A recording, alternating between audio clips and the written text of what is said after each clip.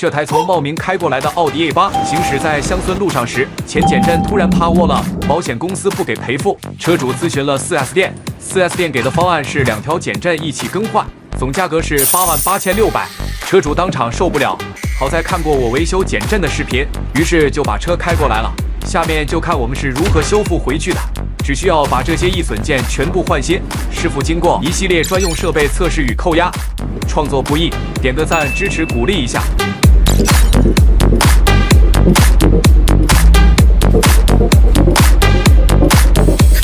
只需要几炷香时间就能搞定，你们觉得这样的维修收多少合适？评论区讨论一下。